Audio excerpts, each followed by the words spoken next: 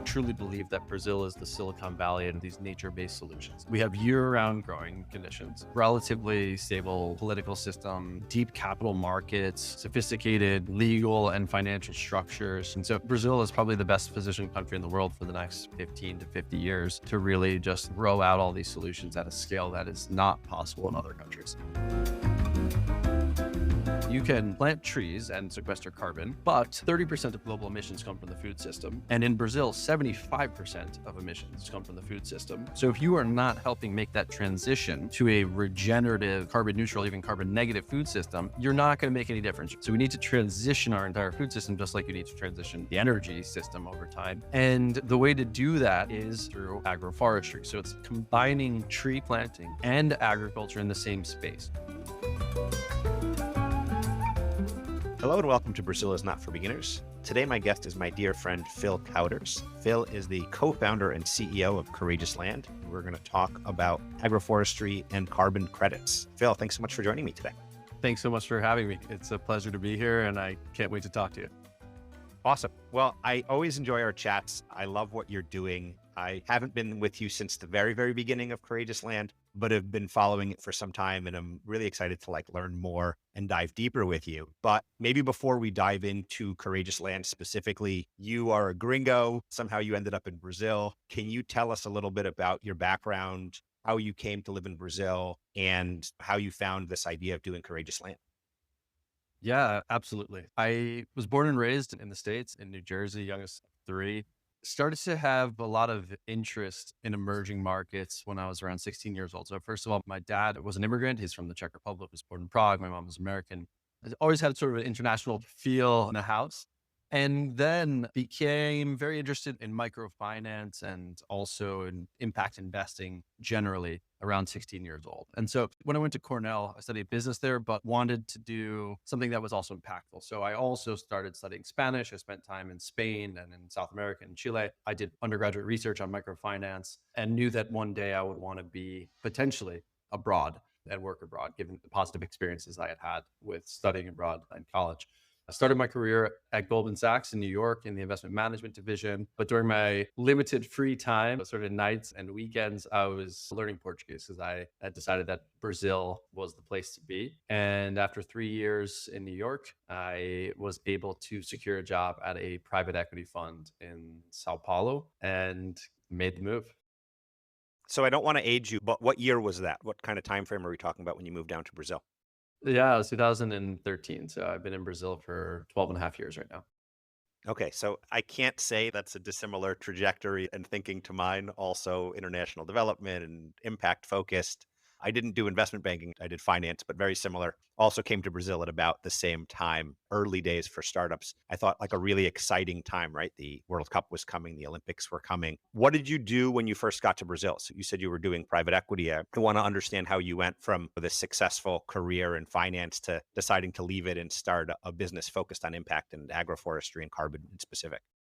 Yeah. So at the private equity fund, it was an amazing opportunity where I got to be at the fund level for the first part of my 3 years there. And then I went into two different portfolio companies that we had bought controlling stakes of in order to do value creation initiatives and help manage those businesses. The first one was a renewable energy company, and the second one was a retail company. And then a technology platform in the retail space contacted me looking for somebody with my profile to help them expand into Latin America. So I opened up the office of LTK, we call it Reward Style, in LATAM, grew the business to 25 people, around 40 million in annual sales. I did that over 7 years. And the company has been very successful, worth a couple $1 billion now. And, we were very much so positively impacting the female entrepreneurship scene in LATAM. And that was important work. But I was very much aware of the looming climate crisis, which then becomes a humanitarian crisis in addition to a biodiversity crisis, and wanted to be involved helping solve that or at least mitigate that in some way. And that's where the genesis of Courageous Land began.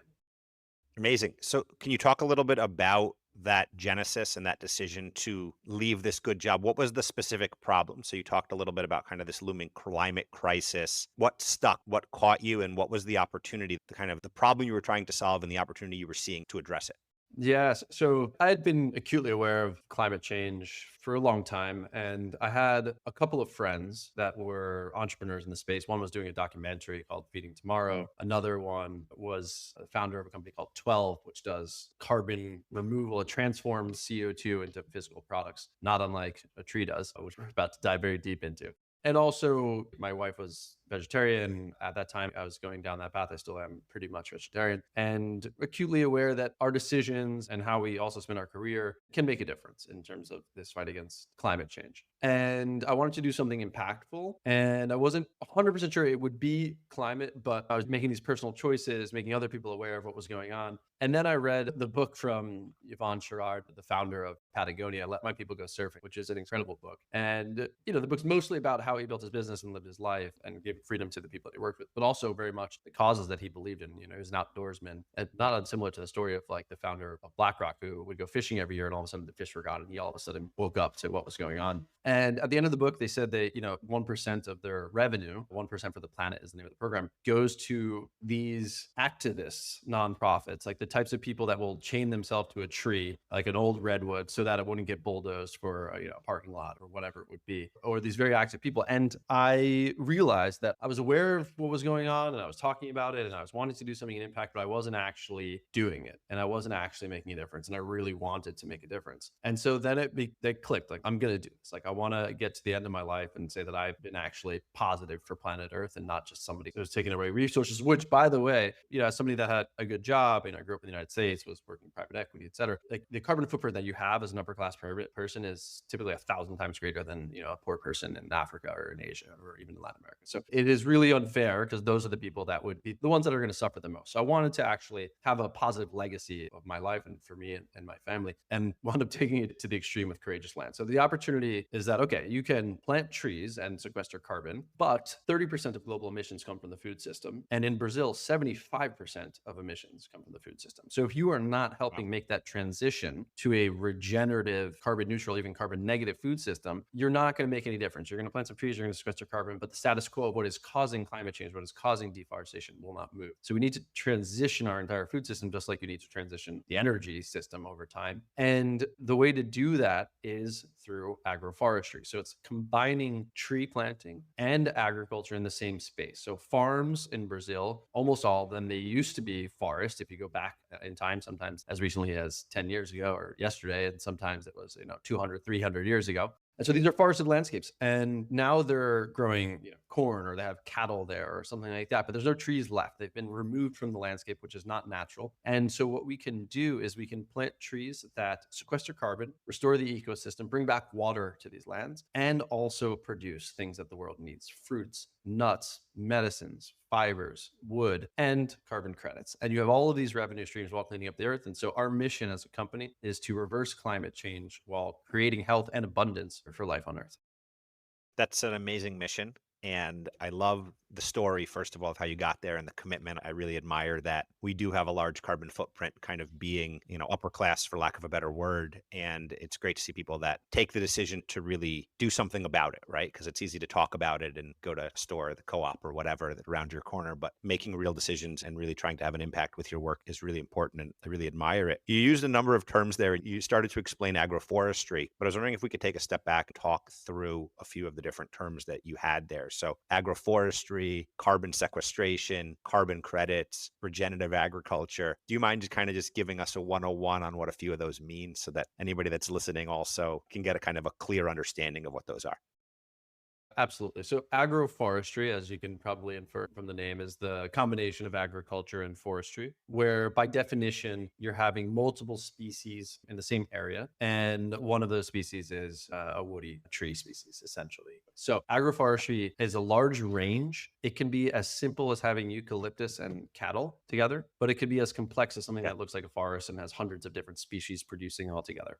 We, Courageous Land, tend to be on the more complex side of what is traditionally planted as agroforestry, while still maintaining scalability. Carbon sequestration is when you remove carbon from the atmosphere. So as we pollute, all of us as humanity are using the atmosphere as essentially like an open air dumpster for our CO2. And carbon sequestration is when we can remove it and lock it away in other forms. So in this case, a tree through photosynthesis brings in CO2, breaks apart the C and the O, or the carbon and the oxygen. It releases pure oxygen back into the air, and the carbon, the C, becomes wood, essentially, becomes the plant. And that tree will be there forever, or it could be used for long lived wood products like furniture, housing, construction, where that carbon has been sequestered, at least for generations. Regenerative agriculture. So if you think about agriculture, right, you're planting crops, you're growing food, et cetera. It can be degenerative, which means that it is taking away water and resources and the microbiome life in the soil and degrading over time, which is 90 Yeah. something percent of agriculture, I would say, on Earth right now. It can be somewhat neutral, where it's neither positive nor negative for planet Earth, or it can be regenerative, which means that every year, because of your management practices, you are putting more carbon into the soil and into the plants. You are creating more habitat for biodiversity, and biodiversity is coming back, more microbiome as well, and making more water available both in the soil and by helping with water infiltration and less erosion and runoff on your farm. So you're making the world, and specifically that local ecosystem, better as you farm. That is what regenerative agriculture is. It's beyond sustainable. Sustainable means it's sustaining, regenerative means it's getting better over time. Yeah. Yeah. Amazing. And then the last one, I'd love for you to talk a little bit about kind of carbon credits, right? So you mentioned carbon sequestration, but how does that move into this idea of carbon credits and this economic model that's emerging? Because I think that's also core to what you're doing. Yeah, perfect. So a carbon credit is essentially a certificate that represents 1 ton of CO2 equivalent that has been removed from the atmosphere or sequestered from the atmosphere and put into biomass, for example. It can also be a ton of CO2 emissions that were going to happen, and then you made some intervention to stop that ton of emissions from happening, and you can get a carbon credit. There are also, different discounts and buffers and insurance that, it's not exactly a one for one. Maybe you have to sequester 1.3 tons in order to get one carbon credit because of these buffers and discounts and insurance policies. But in general, that is it. Now, you have companies and people that are emitting car CO2 through their day to day operations, and maybe they want to offset some of those emissions. They've emitted 5 tons of carbon. They can go into the market, they can buy 5 carbon credits, and then what they would do is retire those carbon credits. They're saying, okay, these are the 5 carbon credits, and now I'm going to retire them. They no longer exist, but I can now claim carbon neutrality for my year. And this is related to this agenda that companies are trying to reduce their CO2 emissions and be more carbon neutral at the end of the day, I guess, right? Yeah, and there is the voluntary market where companies are voluntarily taking this path because they think it's the right thing to do, and they think that consumers of their products want that, and they'll help them sell more, which is fantastic and true. And also there is the regulated market where, for example, in Europe and California and other places, the government says, no, you must start to decarbonize, and you're emitting 100 tons per year. I want to see you at 95 next year, 90 the year after that, 85 the year after that. And you can either do it by decarbonizing your operations, switching to renewable energy, et cetera, or you can buy carbon credits in order to hit your goals. And if you don't do that, you'll be fined, essentially. So there is the regulated market and the voluntary market for carbon credits. And they're both international, right? Yes, the market is international. For example, European Union, a European company should be buying carbon credits from European projects. So there is some restriction on the global nature of certain regulated market, but the voluntary market is voluntary and global in nature. Amazing. And I think we've talked before about the opportunity that Brazil presents in this market. And so I want to dive into that a little bit. But maybe taking a step back and just thinking about Brazil more generally, because it is the point of the podcast and where you're based and where you're doing your work. Can you talk a little bit about some of the challenges that you're seeing? So you mentioned before that a lot of the agricultural land was forested before. I think you said 75% of carbon emission in Brazil is related to agriculture. Correct me if I was wrong on that numbers, but Brazil is this massive agricultural powerhouse producing corn and soy and all of the different types of meat. What do we as consumers not understand about how the production of these commodities work and the problems that it's creating? Very good question. So, first of all of the emissions that come from the food system, I would say about half of them are from straight up deforestation. So, converting Okay. specifically the Amazon and also the Cerrado, the Savannah region of Brazil, into agricultural land. So, that causes a bomb of CO2 emissions into the sky. And it's typically done by lighting the forest on fire. That's the cheapest way to deforest. So people that own the this forest or don't own the forest see the opportunity to do more agriculture and they burn it. And their cattle land, yeah. Yeah, and it usually turns into pasture at first. That's the first step. So you take out the valuable timber, you make money that time, burn the forest, which gives you agricultural land, which is way more valuable than forested land. So second way you make money deforesting. And the third way is by putting cattle on top of it and selling meat. And so people ask, how can one deforest? That's why, because you make money three times. Now, of course, it's illegal and there's risk to it. And it's obviously awful for the planet, but you can understand why certain people in certain conditions would do something like this. So that's the first thing. The second thing is the way that we grow things has gone somewhat recently. If you look at the history of agriculture, which is very, ancient, to these very specialized monoculture systems. Monocultures mean you're growing one thing versus a polyculture where you're growing multiple things. For example, it's an area where you're only focused on growing cattle, where you're only focused on growing soy. And they tend to be very chemically intensive. Here's something else that people don't know. So the fertilizer that goes into crops comes from fossil fuels Yeah. unless it's organic. So it's almost always fossil fuel derived. It has a massive carbon footprint to grow these crops in conventional way. Because it's a monoculture, there's a lot of pest pressure. So typically the same pest doesn't want to attack different types of plants. It likes one thing. And if you have a bunch of them right next to each other, it just hops. Yeah, easy for them. Exactly. So it becomes very intense. You need to spray a lot with chemicals, etc. So the fertilizer is definitely an absolute driver of the CO2 emissions. And another one that's a huge driver is obviously the cattle industry. This is one of the biggest things that is driving CO2 emissions is essentially very unsustainable cattle ranching and the methane that comes off of these cattle. You can have sustainable cattle ranching if it's rotational grazing, etc., but it's not happening at the scale we need. 99% of cattle ranching is not that way. And, the easiest thing that we can all do as human beings to reduce our carbon footprint is to eat a little bit less meat, reduce in some way. And these monocultures are obviously terrible for the environment because they do not create the complex structure and mix of plants that is necessary for biodiversity to thrive. And so we wind up having these quote unquote deserts of monocultures of soy, corn, cattle, et cetera, where nothing else can really live there. Very high chemical needs, very high emissions. And as a general rule, what is bad for the planet is bad for human health as well. So if you think of the way that things are grown, if it looks like it's degrading the planet, it is generally bad to put in your body. And if it looks like it's regenerating the planet and healthy and all of that, it is generally good to put into your body. Yeah, that makes sense. I imagine the companies doing this understand that this is not sustainable, obviously focused on profits in the short term and building this. But how does traditional agriculture look at some of the work around agroforestry? So I've talked to a lot of folks on this podcast about innovation. My space is payments and fintech. And so there's been a lot about that. Brazil is known for PICs, things along those lines. Where is there innovation in agriculture and the green economy happening in Brazil? So agroforestry is, as mentioned, the integration of multiple species, so a tree crop and something else.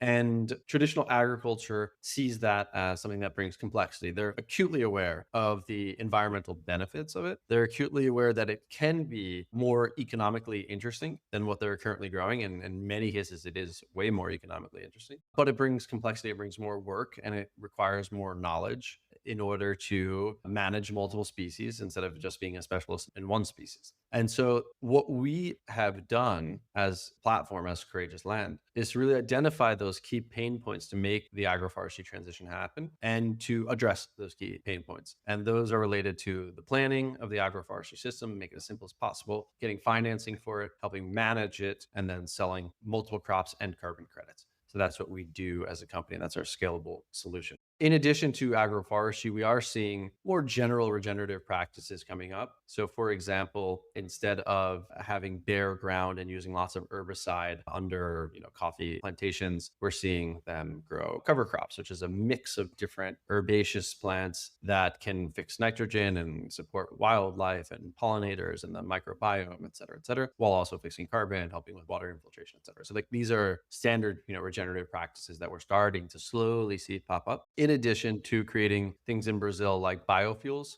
you can get fuel from petroleum products and fossil fuels. You can also grow things like palm oil or even macaúba, which is a native Brazilian plant, which as the tree grows, it creates these oily fruits that can then be turned into fuel for planes and for cars, et cetera. Brazil is actually already quite big on ethanol. I think something like, 50% of cars and trucks in Brazil are running on ethanol. So that helps with carbon neutrality because, of course, you're going to burn it later, but at least it came from some photosynthesis to begin. So If you're using biofuels, it's much better than using fossil fuels. Now, if you have limited space and need to grow food, et cetera, there's some controversy around biofuels in these cases, but in general, it's quite a good thing. And then, of course, yeah, rotational grazing and like very intentional movement of cattle around pasture allows the ecosystem to be somewhat carbon neutral. Although, again, we're talking about putting cattle in a place that used to be a 40-meter high tropical rainforest. So I don't think it is the solution. I just think it's something that's less bad than the way we're doing grazing now. Now, you can also add in trees. That's called silvopasture. So you have the pasture and silvicultures, tree cultivation. So there's many things that are happening, and there's a lot of startups happening to really take off right now. I truly believe that Brazil is the Silicon Valley and these nature-based solutions. We are seeing it not only as the people here operating it, but the level of foreign investment and foreign interest in Brazil is amazing because we have year-round growing conditions, relatively stable political system, democracy, deep capital markets, sophisticated legal and financial structures, amazing talent, and yeah, entrepreneurs and people across the board from tech to farming to industrial activities. And so Brazil is probably the best positioned country in the world for the next 15 to 50 years to really just grow out all these solutions at a scale that is not possible in other countries. Amazing. Yeah, that was one of my questions was the importance of Brazil in this space. And I think that's really clear. Being such a large country, the climate that it brings, the biodiversity in the different biomes that you have that I think offer different opportunities for different types of agricultural products. I am talking to you as the expert because I know very little about this, but what else would you highlight in terms of why Brazil is so critical for this type of agricultural revolution, kind of climate mitigation? What are the points that you think that kind of Brazil brings to this?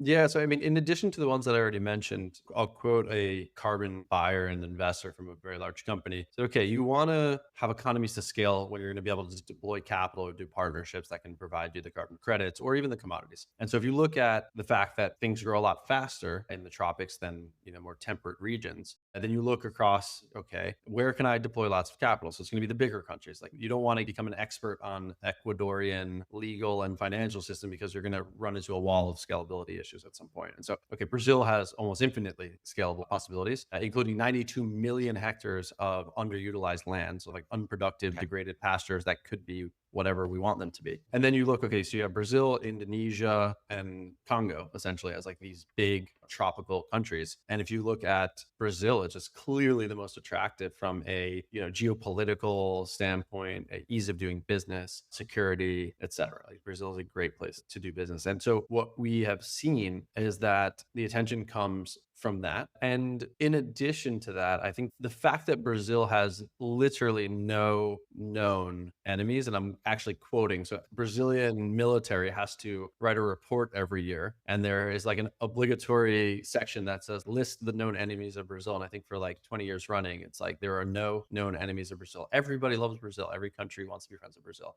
I don't care if you're the US, Europe, China, any country, really. Good relationships with all countries. And so it is a great place and it will be the number one exporter of food. It's just a question of time. Like Brazil will feed itself and then feed the world in a way that no other country can do. Amazing. At the same time, Brazil is complex and does bring challenges. COP30 is going to be here this year. There's a lot of talk about ways to improve. What do you see as some of the regulatory hurdles, the policy challenges, and also some of the things that the government's done well to encourage this?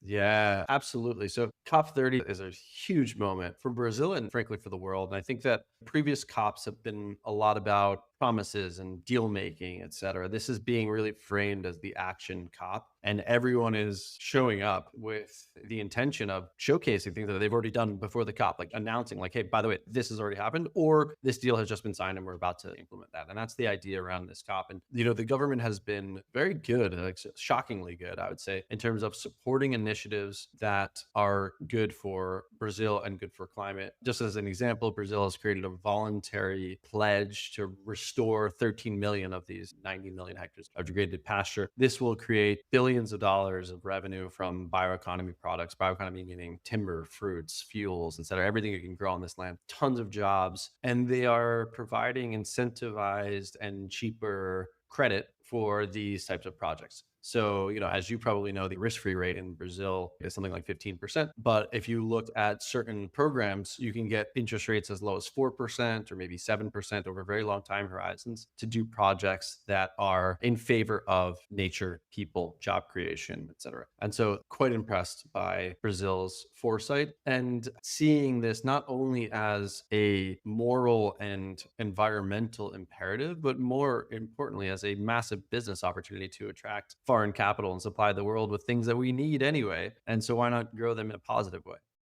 That's a great opportunity to transition to talk a little bit more about Courageous Land and what you guys do. I'd love to understand a little bit more about the economic model, right? So you're trying to tackle this massive environmental challenge, but you're trying to do it in a economically viable way. So can you talk a little bit about how it works, how you're balancing this idea of generating revenue while also reversing climate change and kind of benefiting local communities? You talked about some of the different revenue streams already and some of the different things, but maybe you could take a step back and I mean, feel free to just give the pitch here on kind of what is Courageous Land and what are you doing? And then we can dive into different types of agroforestry, different plans, different things. How do we quantify impact, things like that?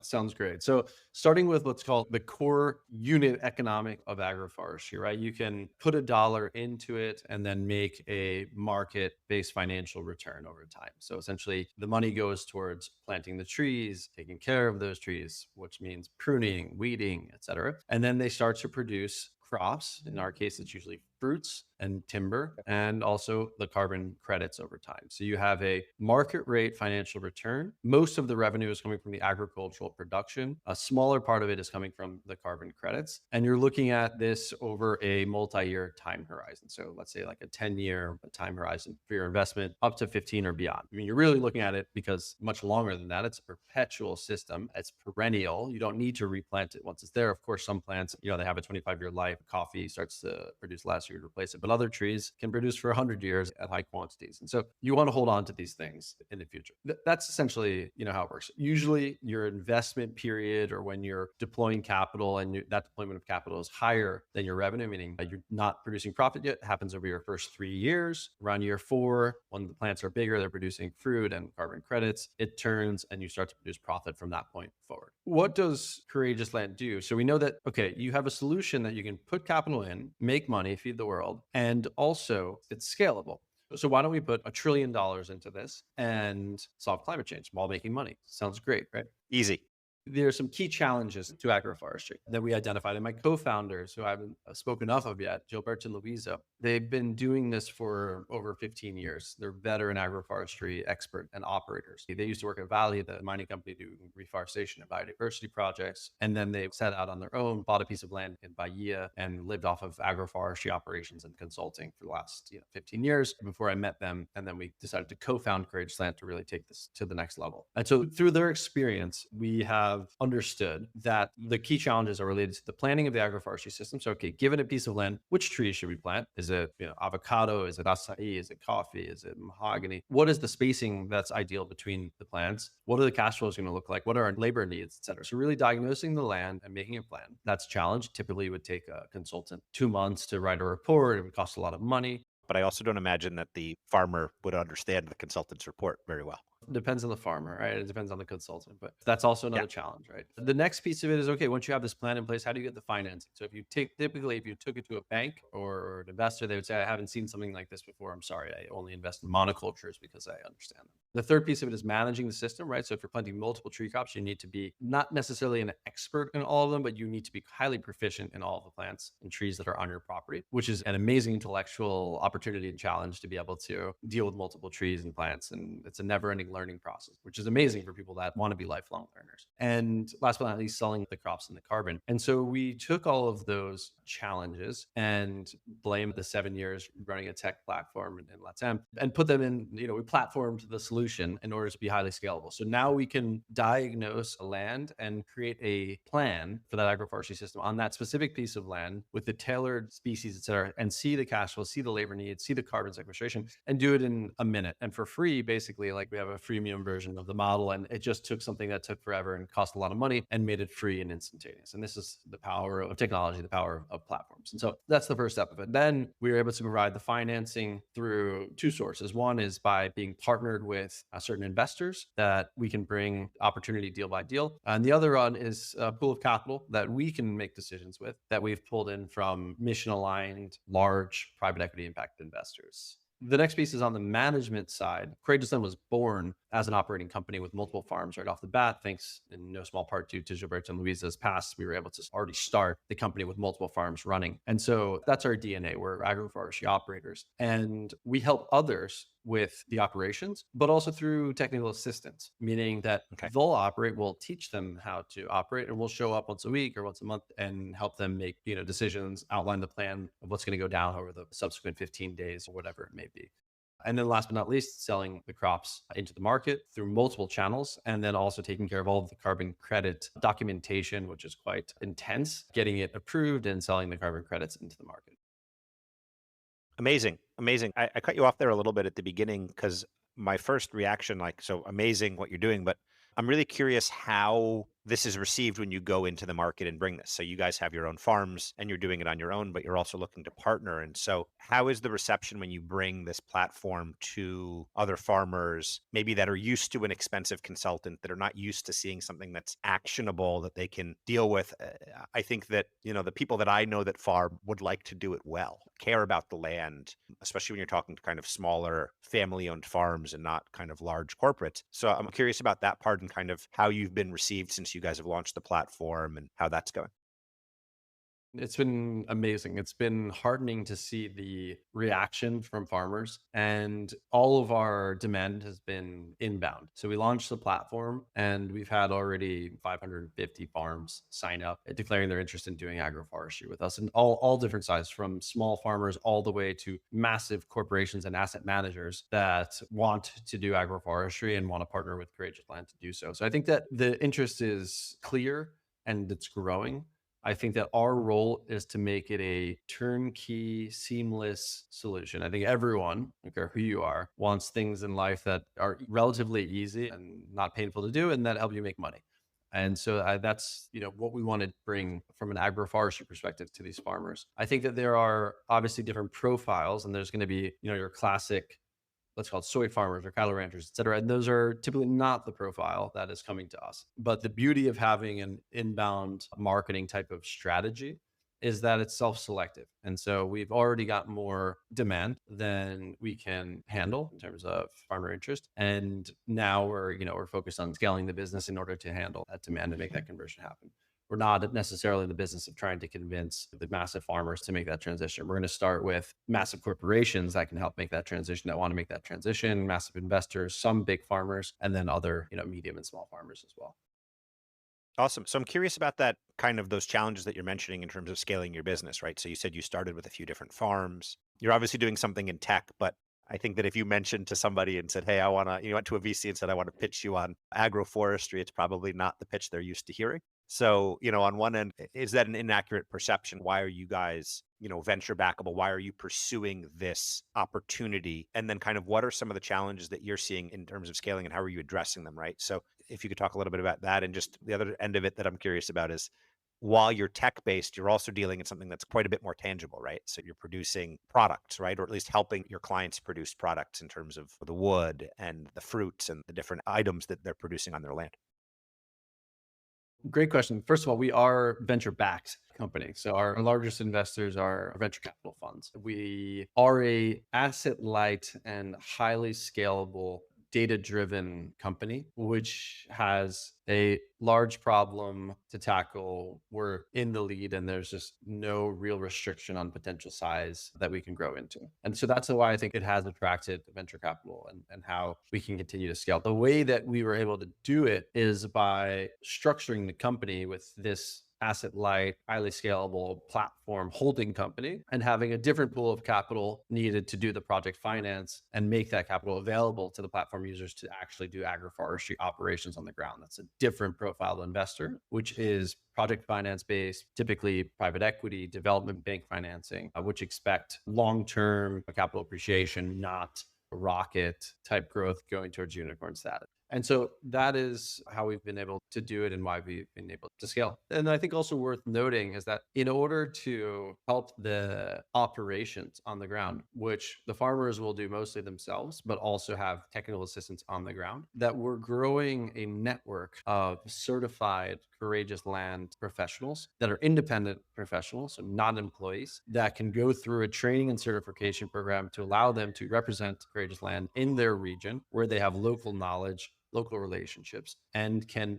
bring the solution of farmer relationships and on the ground operations. And then what we provide is the software behind it, the financing it, and the selling of the crops and the carbon. So we allowed the best of both worlds to happen, this on the ground operations, highly scalable without depending on a very large internal workforce, while also having the very scalable data driven platform. And we think that this is not only the key to scale, but this combination, which is rare, like you're saying, like something tangible with something also data driven and venture backable, creates a moat that is quite difficult to replicate. Very cool. You've talked a little bit about your background in finance, the 7 years building a platform and kind of bringing that tech to your co-founder's experience doing reforestation projects in Brazil. What balancing on one end the social and financial goals that you have, and on the other, kind of the tangibility of the production and kind of proving out the concept versus bringing the tech and bringing these new innovations. And so, yeah, just curious about kind of what it's been like working with your co-founders and working in a unique space. Maybe an easy way to ask this would be, what are some of the things that you've learned? What are the things you wish you knew when you started? Ooh, good question. I'm happy to say it's been smooth sailings since we founded the company, which I think is rare among the startup worlds, as we all know. And one of the things that has been particularly smooth has been the relationship with my co-founders, Gilberto Luis, and then early founding team, Fred, our CFO, and others. We have complementary skill sets and like domain expertise that is not overlapping. And that allows us to really go deep and be into our own specific areas while also having, and this is very important, the exact same long term mission and goal. So Gilberto's mission and goal is to really help scale agroforestry to a level never before seen. Same thing with Louisa. Gilberto goes about it by designing the agroforestry system, creating the processes of how we manage these systems, creating the protocols for how we manage the people that manage the systems and the processes, et cetera. I'm looking at it from a data perspective, technology perspective, the most innovative financing ways, and bringing in the financing, creating the team and having this very scalable mentality, putting it onto a platform that is a different skill set than Gilberto has and that Louisa has, which is very much in the farm administration and operational back office of what happens on the farm. And so we bring that together. We bring in Pepe, who is early new bank engineer, manager, Fred, CFO, Mateus, Rafael. I mean, the list goes on. Yeah, And can't name them all. you can't name them all, but we've built out a very multidisciplinary complementary skill set team. And because there's little overlap, there's very tight alignment on mission and where we're going. It works very well. In terms of things I wish I knew earlier, I think one is just that everything takes, well, it's funny, like on the one hand, certain things take longer than I expected. Yeah. Like if I look back at my initial estimates of like by this time we can do this thing, which I think has been the case when it comes to deal making, getting the right capital in the right place, like that type of stuff takes time, specifically in this industry where someone's committing to a very long-term vision and project and all that. But on the other hand, certain things have been way faster than I ever imagined. Like we started off with this dream of, okay, I would love to have a hub in Bahia and the Amazon and in the Southeast. And I think in 4 or 5 years, we'll be able to do that within, 12 months of getting a tax ID. Like we already had the 3 hubs up and running and we were off to the races. And so I think it's just to be patient, but of course, stay full throttle, but understand that certain things Yeah. will take time. Amazing. I think that's a learning that all founders have, that what you expect, the timeframes are very different, both faster and slower in how things happen. But you talked about your co-founder's kind of vision for scaling agroforestry. And so I'm curious, taking a big picture view again, what do you guys see as the role of agroforestry in Brazilian agriculture, in the country's commitment to sustainability more generally? There was just news the other day that at COP, Brazil government is going to launch a program stimulating agroforestry around the country. So they're fully committed and they recognize the massive opportunity here from a financial perspective, social perspective, food security perspective, et cetera. I think that the agroforestry economy will continue to grow at a high compound annual growth rate for a very long time. And I think that the benefits of it are so clear. They help with ecosystem restoration, reversal of climate change, bringing back biodiversity, soil fertility, increasing local earnings, and have lots of job creation potential and financial returns, water security, food security, all the things. And so it's obvious that the only reason you wouldn't do agroforestry versus these other monocultures that had none of those benefits is because it's challenging, you lack the right type of capital, et cetera. So I think we're going into a place where with technology, with robotics, for example, if you look out 10, 20 years, if you look at a given piece of land, you say, what is the best possible use of this given piece of land? It's going to be from a financial perspective, but also from an ecological perspective, a human perspective, biodiversity perspective, it's going to be agroforestry. So as long as we can continuously decrease the cost, increase the revenue and the efficiency and make it easy for people, because cattle ranching is easy relative to agroforestry, there's no reason we wouldn't go in that direction. So I think every year we will see growth in the sector for the rest of our lives, really, until we reach a point where most of our food is being produced in these biodiverse polycultures that bring all these benefits and are simplified to manage from a human perspective. And that's exactly our mission at Courageous Land. Amazing. I love the mission. It's not an easy one. I think having that long-term view is important. And what you talked about there and kind of being tightly aligned on the mission probably really helps drive the progress at the company. Because I imagine you guys have your short-term goals and hitting them, but maintaining that vision on this long-term future and what's coming is amazing. What advice do you have for other entrepreneurs looking to build in, one in the agricultural space, and then on the other side, just looking to build kind of sustainable businesses in Brazil?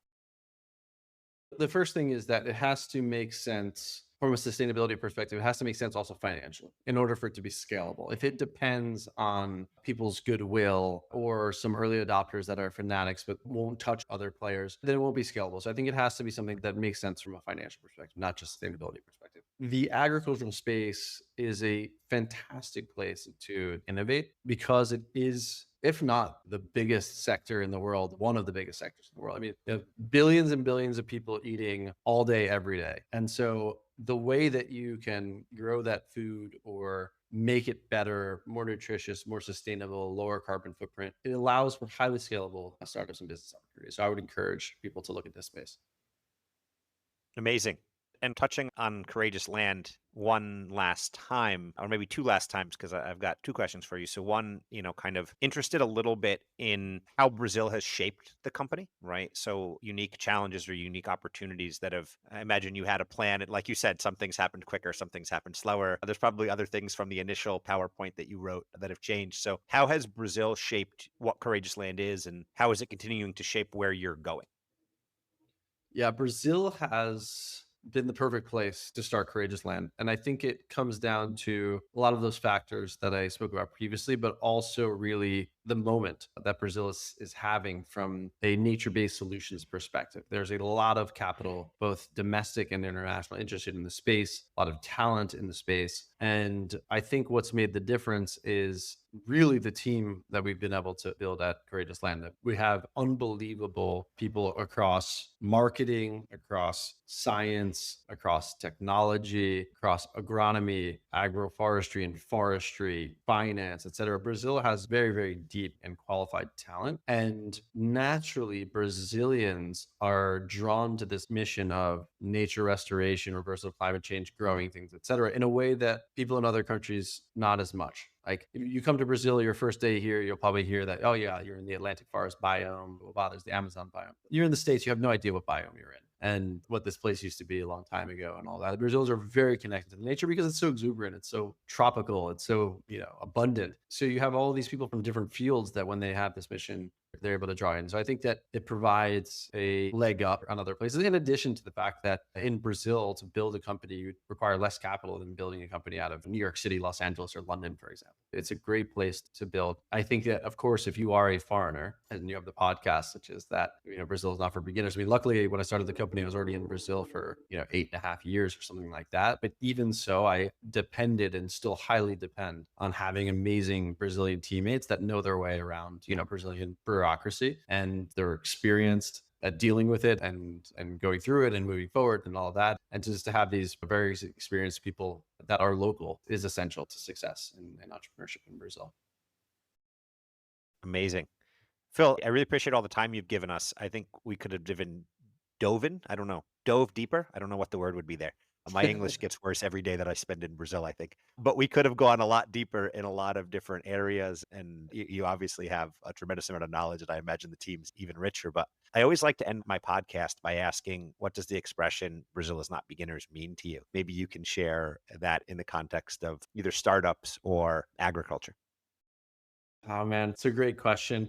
And I think that you only really know it fully when you've been in Brazil for a long time, like I have here. I guess just getting started, right? Maybe 12 years. It's not that long when I look back sometime in the future. But I think that there is no knowns and known unknowns. And Brazil is a beautiful place, amazing people. It has its complexities, but they reveal themselves over time and you learn a lot. And they are all more than manageable, I would say, in my experience. And yeah, Brazil is not for beginners. Is just means that just like when you're, I don't know, a freshman in college or a new person at a company or something, that you're just there to learn and to really try to get into the veteran or the senior status. And it's a fun opportunity to really make that transition from being a beginner in Brazil to being a veteran. And so it's a fun ride and one to be enjoyed.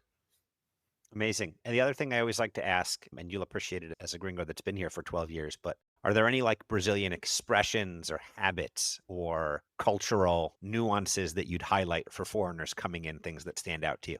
I would just say that the Brazilian temperament and mood of just generally being happy and laid back and Yeah. more chill, which, by the way, cannot be mistaken with being necessarily like lazy or not hardworking. As Brazilians, I know a lot of them are extremely, extremely hardworking, dedicated, focused, all that. I just think Yeah. that in general, just observing, and this is not going on statistics, I haven't done anything, but like I just feel like the mental health in Brazil is pretty dang good. I feel like people are relatively like good at living life and have less stress and just kind people and very friendly. And so, yeah, that's one of the things that I just most appreciate about Brazilian culture. Phil, this was great. I really appreciate the time. I appreciated learning more about Courageous Land and in some respects, kind of getting an update on some of the things that you've been up to. Really admire the mission, really love what you guys are doing. How can people reach you or connect with the team to learn more about Courageous Land or to learn more about agroforestry and carbon credits? Yeah, absolutely. So first, there's a ton of information at courageousland.com. And you can also please do reach out by email, cl@courageousland.com. And we'd love to hear from you and explore ways that we can collaborate. Awesome. Phil, thanks so much for joining. Everyone, thanks so much for listening. Hope everybody enjoyed. Thank you very much. Thanks again for joining us. This podcast was hosted by me, Isaac Matzner. It was produced and edited by Maria Filmis. You can find more episodes on Spotify, Apple Podcasts, and YouTube, as well as on our Substack page. We do love feedback, so please feel free to reach out to us on social media or via email at Brazil, 4, beginners@gmail.com.